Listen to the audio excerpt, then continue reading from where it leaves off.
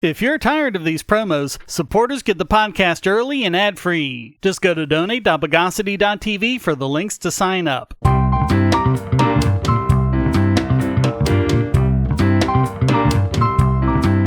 Welcome to the Bogosity Podcast for the week of September 4, 2022. The podcast that answers the phone nudden.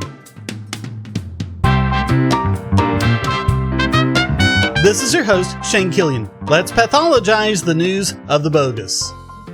Do you remember years ago when we covered the Liverpool care pathway, the time when the NHS starved elderly patients to death to free up bed space? Well, it's happening again, this time in Canada. There are good reasons for euthanasia. If someone has nothing left to look forward to but a short life of misery, there's no hope for recovery, and with a sound mind and consultation with their family, decide it's just time to end the pain, it's psychotic to not let them have that option. What does it say that we let animals have more humane outcomes than humans? But when government gets involved, as always, incentives get perverted. Canada's euthanasia laws allow basically anyone with a minor disability to be euthanized. For one horrific example reported in the AP, 61-year-old Alan Nichols was euthanized because he suffered from hearing loss. He was otherwise healthy, and he was killed despite the protests of both his family and a nurse practitioner. Nichols' brother said he was pressured and railroaded into it without being given a chance to understand the alternatives he had. His wife said she was terrified about this happening to someone else. And to make matters worse, the health authorities just swept it under the rug, with no way to hold the doctors and hospitals accountable for unnecessary euthanasia. That was also the case with 41-year-old Sean Taggart, who couldn't get the 24-hour care he needed or get the medical equipment his illness required. A 25-year-old woman, Candace Lewis, who suffers from spina bifida and cerebral palsy, was admitted to an emergency room where doctors told her mother she was a candidate for euthanasia and called her selfish for not pursuing it. Roger Foley of London, Ontario, was so bothered by the amount of time staff mentioned euthanasia to him, he began recording the conversations. They're even going to be pushing it on the mentally ill starting next year, which is inexcusable. Mentally ill people should be discouraged from suicide, and every psychiatrist and psychologist worth his salt will confirm it. According to 3 UN human rights experts, Canada's euthanasia laws discriminate against the disabled and are inconsistent with human rights. For crying out loud, even Jack Kevorkian would make sure you'd exhausted every other available option. But this is what we see with government health care. Costs loom, prices are capped, and the result is healthcare shortages that have to be dealt with somehow. And that led to pro-euthanasia groups like Dying with Dignity to push them on children as young as 12. Last year alone, over 10,000 Canadians died by medically assisted suicide. If it were listed as a cause of death, it would be the 7th leading cause of death in the country. And that was a 32.4% increase over 2020. Overall, it represented 3.3% of all deaths. If America were euthanizing people at the rate Canada does, that would be over 120,000 killed every year. Make no mistake, very few of these are terminally ill. Most would still be alive were it not for the euthanasia. But only 15% of Canadians have access to palliative care, meaning that a lot of them are given the option of euthanasia or unnecessary suffering. In fact, some people were even euthanized out of fear of loneliness caused by COVID lockdowns. In one case, a woman was euthanized because they wouldn't let her family visit her. Ironically, they were allowed to attend her death. But it's one more thing that, as usual, will be glossed over as universal healthcare gets pushed on the rest of us.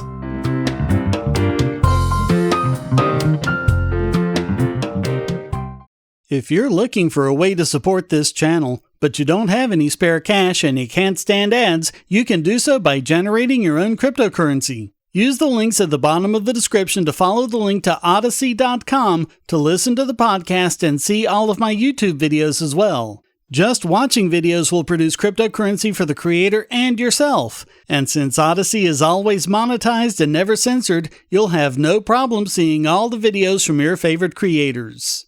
You can also use the library credits you create at Odysee to tip creators and even purchase paid content. Earn library credits through various rewards, including daily view rewards and the number of shares and invites. And you can interact with creators in all sorts of ways, including like and dislike, comment, boost a post by supporting it, repost it, and share to other sites, all while earning crypto for the creator.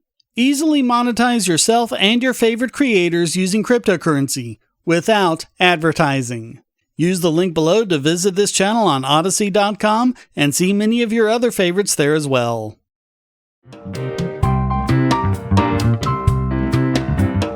So now more and more information is coming out about the collusion of big tech and the US government in a coordinated campaign of censorship. The point that the lefties smugly sneered at us was that they were private companies and can do what they want.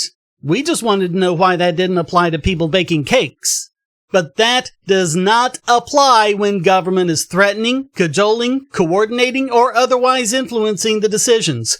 When that happens, according to several Supreme Court precedents, including Norwood v. Harrison, those private companies become state actors and the Constitution kicks in.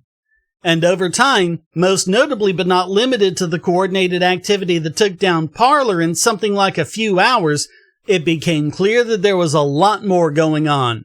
Same with the systematic censorship of the Hunter Biden laptop story, something that, according to several different polls, would have cost Joe Biden the election if people had been told the truth about it. And now, the lawsuit Missouri v. Biden, which also includes Louisiana as well as 4 private plaintiffs as represented by the New Civil Liberties Alliance, is uncovering all sorts of information in the discovery phase. They're suing the Biden administration for free speech violations, colluding with platforms like Twitter, YouTube, and Facebook to remove any content that questions or challenges the government's COVID policies. In their discovery, they found that federal officers across at least 11 agencies, including the White House, secretly communicated with social media platforms to censor and suppress private speech they didn't like. And they give examples. They said, quote, "First, the breadth and extent of the federal defendant's censorship activities is massive. In their initial response to interrogatories, defendants initially identified 45 federal officials at DHS, CISA, the CDC, NIAID, and the Office of the Surgeon General, all within only 2 federal agencies, DHS and HHS, who communicate with social media platforms about misinformation and censorship. The third-party social media platforms, moreover, have revealed that more federal agencies are involved. Meta, for example, has disclosed that at least 32 federal officials, including senior officials at the FDA, the U.S. Election Assistance Commission, and the White House, have communicated with Meta about content moderation on its platforms, many of whom were not disclosed in response to plaintiffs' interrogatories to defendants. YouTube disclosed 11 federal officials engaged in such communications, including officials at the Census Bureau and the White House, many of whom were also not disclosed by defendants.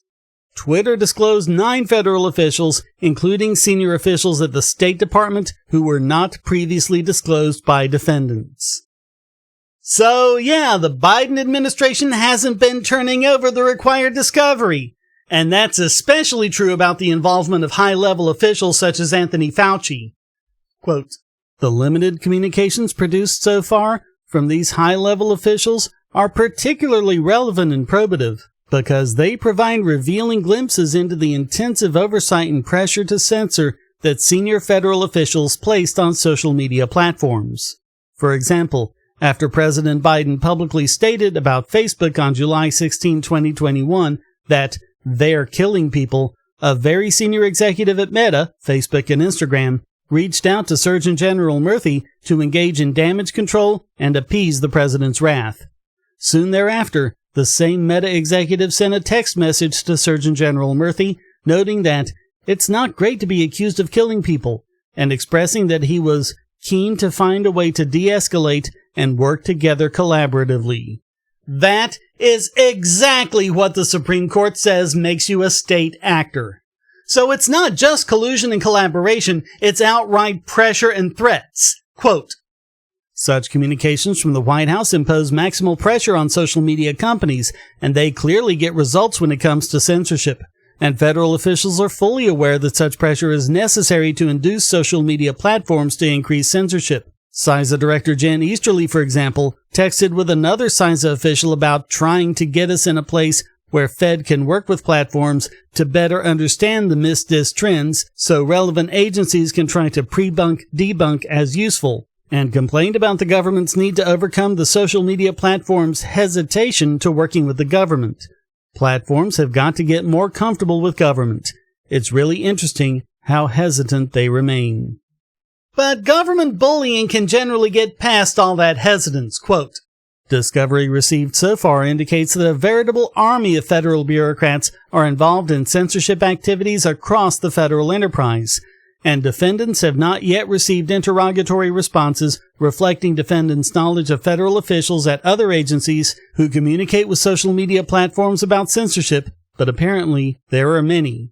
And yes, they brought the receipts to prove it, so they're pressing for full disclosure. One of the plaintiffs, Dr. Aaron Cariati, wrote on Substack, I suspected all this was happening, but didn't imagine the sheer scope, the breadth, depth, and coordination suggested by the evidence that our legal team has uncovered so far during the discovery phase of the legal proceedings. To see this evidence on the page, which we know is just the tip of the iceberg, is simply shocking, and I'm not an easy person to shock.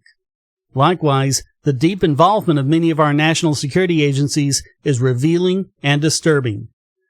This evidence suggests we are uncovering the most serious, coordinated, and large-scale violation of First Amendment free speech rights by the federal government's executive branch in U.S. history, period, full stop. Even wartime propaganda efforts never reached this level of censorship, nor did the government in days past have the power of today's social media at its disposal.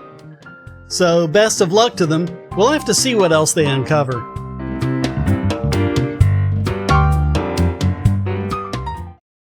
If you're on the Wi-Fi in a coffee shop or hotel, anyone on that network can get your traffic. Do you really trust all of those strangers? For that matter, do you really trust your ISP? A VPN can protect you from prying eyes, disguise your location, and even foil government censors. It's essential in this day and age, so go to vpn.bogosity.tv and you'll be taken to BoxPN. Starting at just $2.99 a month, you can get unlimited high-speed connections to VPN servers all over the world, and they don't log connections, so your privacy is assured. Traveling abroad, just VPN home, and don't worry about what those other governments are doing. Back at home, stop your ISP from traffic shaping and messing with the quality internet access you're paying good money for. You can connect from multiple machines at once, including your smartphone or tablet, and it supports all the secure standards, including OpenVPN and SSTP.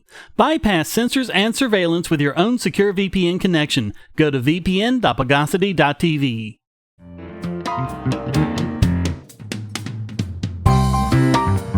If only those companies had the courage of Cloudflare. They're doing everything they can to avoid being forced into the role as internet police or some sort of piracy patrol. We've covered before how in 2017, CEO Matthew Prince decided to terminate the Daily Stormer and then came to regret it. But then they kicked off 8chan, the site where the El Paso shooter published his manifesto. And the thing is, once you can write off as a mistake, twice, and people start to wonder. In particular, the big content cartel started to wonder why they didn't do the same with pirate sites. So a wave of termination requests followed, and Cloudflare had to reposition themselves as a conduit where data flowed freely. And if there are any problems, they should be taken care of with the website hosting, not with Cloudflare any more than it should with the air between the screen and the reader's eyes. Quote, our guiding principle is that organizations closest to content are best at determining when the content is abusive. It also recognizes that overbroad takedowns can have significant unintended impact on access to content online. But now they're facing another cancel discussion, this time about Kiwi Farms. That made them publish a blog post clarifying their stance on abusive, offensive, and illegal content. They've made a distinction between the services they offer. When it's the hosting platform, there is a voluntary termination policy, but there is no such policy for the CDN, where they're just operating as core internet infrastructure designed to increase connectivity and protect people from DDoS and other such attacks. Quote, Giving everyone the ability to sign up for our services online also reflects our view that cyber attacks not only should not be used for silencing vulnerable groups, but are not the appropriate mechanism for addressing problematic content online. We believe cyber attacks in any form should be relegated to the dustbin of history. Some argue that we should terminate these services to content we find reprehensible so that others can launch attacks to knock it offline. That is the equivalent argument in the physical world that the fire department shouldn't respond to fires in the homes of people who do not possess sufficient moral character. Both in the physical world and online, that is a dangerous precedent, and one that is, over the long term, most likely to disproportionately harm vulnerable and marginalized communities. Just as the telephone company doesn't terminate your line if you say awful, racist, bigoted things, we have concluded in consultation with politicians, policymakers, and experts that turning off security services because we think what you publish is despicable is the wrong policy. To be clear, just because we did it in a limited set of cases before doesn't mean we were right when we did, or that we will ever do it again. They found out firsthand what we've been saying for years. Slippery slope is not a fallacy. The Daily Stormer and 8chan were the camel's nose in the tent, and afterwards they had to work hard to avoid the rest of the camel. Cloudflare responds to court orders to block pirate sites, but they have vowed to fight it tooth and nail when it's core infrastructure that's at stake. So they're fighting a recent order in Italy that requires the company to block pirate site lookups on its DNS servers. Quote, unfortunately, these cases are becoming more common, where, largely, copyright holders are attempting to get a ruling in one jurisdiction and have it apply worldwide to terminate core internet technology services and effectively wipe content offline. And that's a dangerous power to have, one that, back after the Daily Stormer incident, Prince said no one should be allowed to have. It would allow totalitarian regimes to censor any content they deem repugnant or even just in opposition. They can't go back in time and change what they did with Daily Stormer and 8chan, but they can hold the line from here on out and prevent any more bad precedents from taking hold. Quote, holding this line, we believe, is fundamental for the healthy operation of the global internet. But each showing of discretion across our security or core internet technology services weakens our argument in these important cases. There remain many injustices in the world, and unfortunately, much content online that we find reprehensible. We can solve some of these injustices, but we cannot solve them all. But in the process of working to improve the security and functioning of the internet, we need to make sure we don't cause it long-term harm.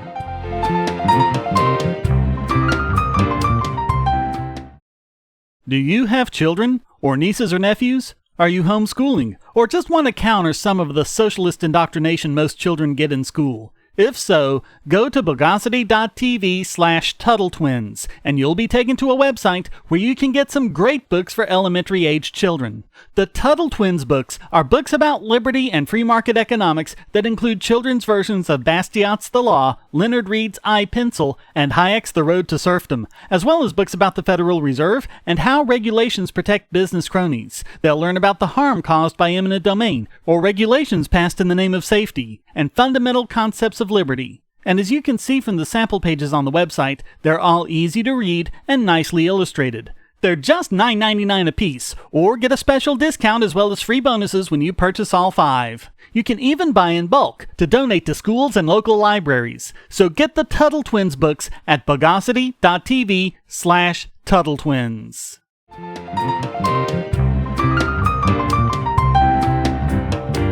And now it's time to truncate this week's biggest bogon emitter. And this week it goes to the SEC, whose antics in the crypto space are starting to draw the attention of news sites such as, in this case, Forbes. Quick civics lecture, we have separation of powers, legislative, executive, and judicial. The SEC is part of the executive branch. They can't do anything they haven't been given the authority to do by the legislative branch, which is Congress. And even then, they can't do anything prohibited by the Constitution. To help make sure they stay within those bounds, in 1946, Congress passed the Administrative Procedure Act, requiring agencies to publish notice of rulemaking in the Federal Register and provide an opportunity for public comment. When it comes to cryptocurrencies, the SEC seems to have skipped that part. While crypto can, of course, be used fraudulently like everything else, that's no reason to single them out. And no matter how they bleat about privacy, ease of use, availability, anonymization, and a lack of third-party intermediaries, and how they can help scam artists, the fact is, if anything, they're an even greater help to honest people. After all, those are great ways to protect honest people from scam artists, hackers, and thieves. And while it is apparently true that at least $1 billion was lost to crypto fraud in 2021, far more than that, $15 billion was lost when the SEC brought their bogus lawsuit against Ripple. And they're painting all cryptos with a broad brush, basically claiming that all cryptocurrencies, tokens, exchanges, lending, staking, finance, NFTs, and stablecoins are guilty until proven innocent, ignoring the basics of justice and the Howey test, and instead, like we've covered with both the Ripple and LBRY cases, engaging in regulation by enforcement, they create uncertainty in the market and heap prohibitive legal expenses on small crypto-based firms. If they can devote 50 agents to the crypto industry, why can't they devote some to publishing notice and providing for public comment like they're required by law to do?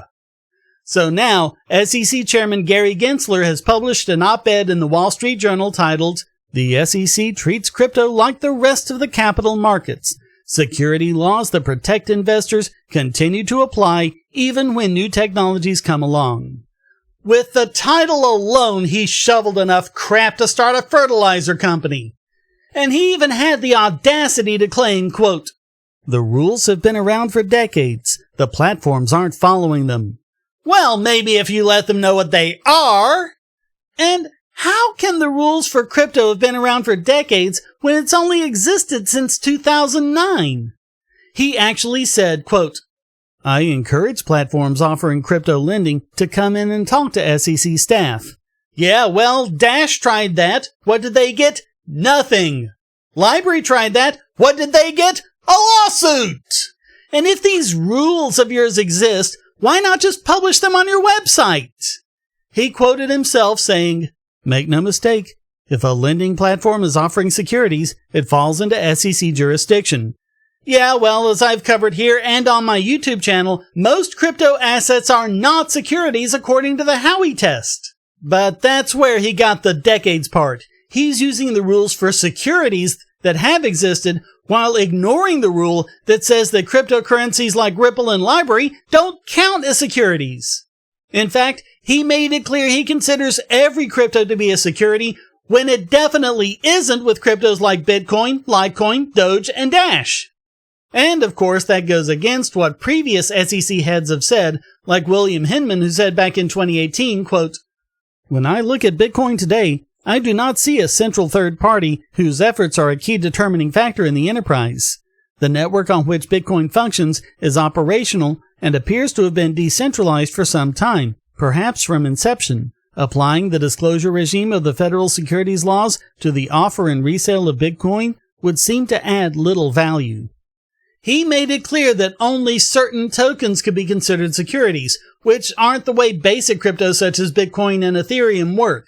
And how do I know he said that? Because his speech is still on the SEC's website.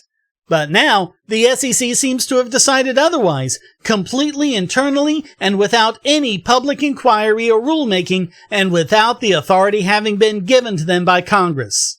And that's why Ripple wants the SEC to turn over, as part of discovery, the internal documents regarding the 2018 speech.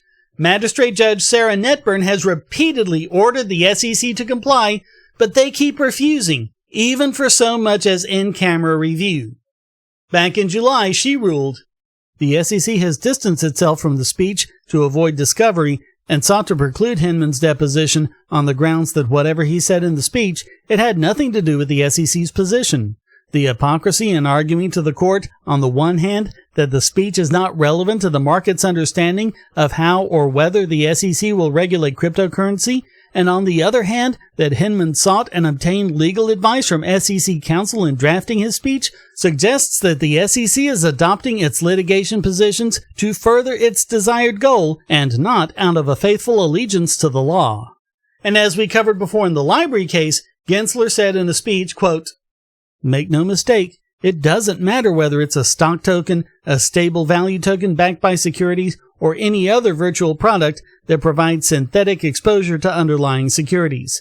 These products are subject to the securities laws and must work within our securities regime." No, Gensler, only if they pass the Howey test. And Library doesn't, not by any rational reading of the test. But Gensler lied about that too, claiming that Howey is a 3-part test when it's really a 4-part test. And Gensler can't even claim ignorance because he taught a course on cryptocurrency at MIT. Blockchain and Money was taught by him back in fall of 2018 when he was an advisor with MIT's Digital Currency Initiative. The course is still available through MIT's OpenCourseWare. So he knows perfectly well what he's doing. He can't point you to any of the rules, and if they're there and so easy to follow, then why are there currently over 200 SEC lawsuits regarding cryptocurrencies? And in other cases, such as Dash, why have they refused to so much as send them a no-action letter? With the exception of a few token ICOs, cryptocurrency is clearly not a security and clearly not under the SEC's jurisdiction. This is nothing more than a power grab, and perhaps even part of a larger push by a federal government we know is completely hostile to cryptocurrency and the freedom and security it offers people. So all of that makes the SEC this week's biggest bogon emitter.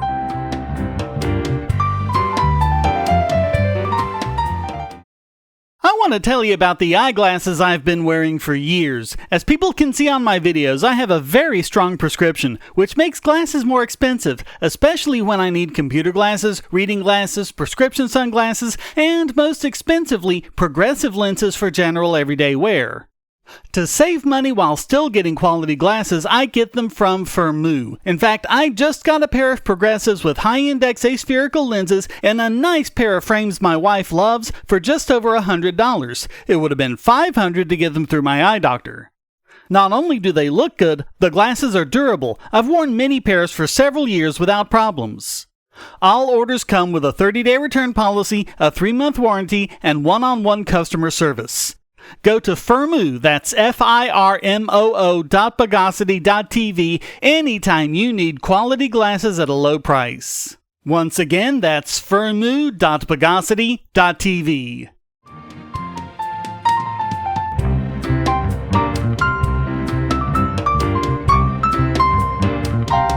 And now let's singularize this week's Idiot Extraordinaire. And this week it goes to the state of California for once again screwing up government services, blaming other people, and making the people suffer for it. But each time it just gets more and more ridiculous. In this case, we have the state planning to ban the sale of all gasoline-powered automobiles by 2035. When the grid can't even handle things now, and the grid is under so much strain, California is asking residents not to charge their electric cars. Maybe it wouldn't be so bad if they wouldn't keep needlessly shutting down nuclear reactors. They only have 2 left at the Diablo Canyon Power Plant, which provide 9% of the state's electricity, completely carbon-free. The NRC says it's among the top facilities of its kind in the country. They're Generation 2 PWRs that should be able to last until 2065. Instead, they'll be retired in 2024 and 2025. In addition, years ago they put a stop to new coal plants and gets just 0.2% of its current power from coal. They're also struggling with an aging grid and dated transmission lines. All of this means they're currently having to import 50% of their power from out of state. As California experiences a record heat wave, more and more people are using power. They asked residents to set their thermostats no lower than 78 degrees, avoid using large appliances, and limiting usage between 4 p.m. and 9 p.m. In what is by far the wealthiest state with 11.6% of the country's GDP. If it were its own country, it would have the 7th highest GDP in the world. And it's hardly the only one experiencing a heat wave. So their decision to ban gas-powered cars is just idiotic, especially since they're doing it to meet their clean air standards, which would also be a lot easier if they had more nuclear power. California has the largest electric vehicle market with over 1.1 million electric cars registered, 43% of the electric vehicles in the country. But there are just 80,000 charging stations, when they'll need 1.2 million by 2030 just by current growth levels, let alone if they ban gas cars completely by 2035. They've screwed up the electric grid again. They've shut down nuclear reactors. They've all but crippled the natural gas pipeline system, which is actually supplying most of their power, and their solar and wind facilities are providing far less than their promised output. And now they're telling people not to do the very thing they were wanting them to do, drive electric cars. There's no possible way that anyone but California could be this week's Idiot Extraordinaire.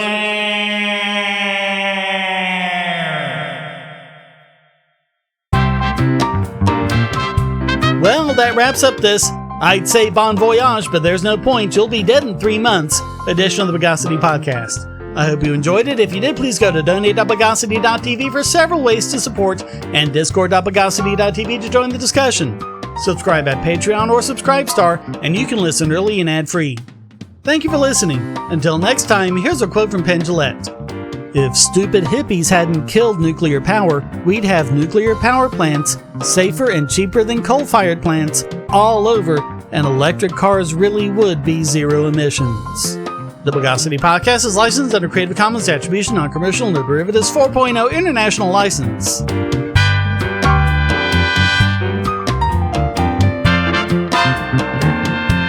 Bogosity.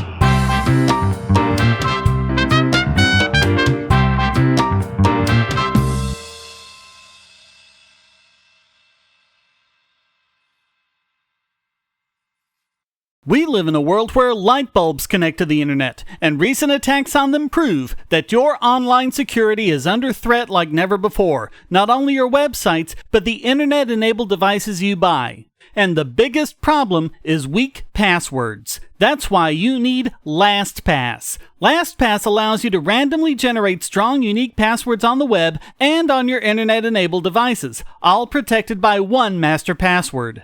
LastPass sets up in minutes and gives you secure automatic logins throughout the web, synchronizing across all your browsers, all your computers, and even your mobile devices, at home, at work, or on the road.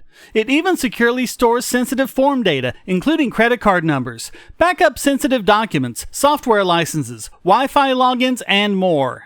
And with LastPass Premium, you can get these benefits on other applications, manage passwords for your entire family, and also get priority customer support. Sign up at password.bogosity.tv for a free month of LastPass Premium.